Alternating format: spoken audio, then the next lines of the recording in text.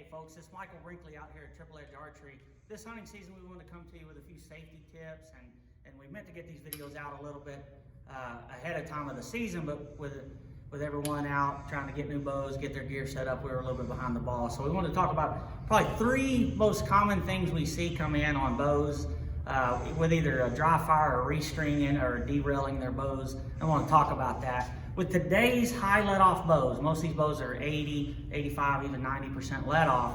One of the most common things I see is people pull their bow back with their hand.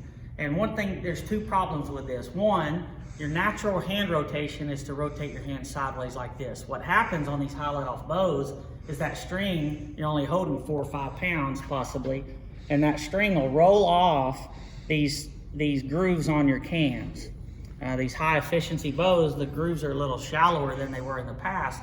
So when you go to draw it back like that, you're torquing the bow and in your hand, and it pops it off the string.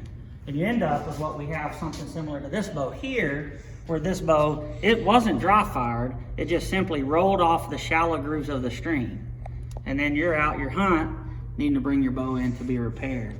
Two other things that we see a lot, obviously, is the dry fire. You hear a lot about that.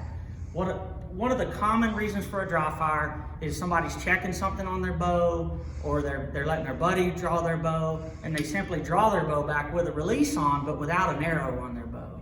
And a release is a mechanical device, and it will fail, right? Things like that fail.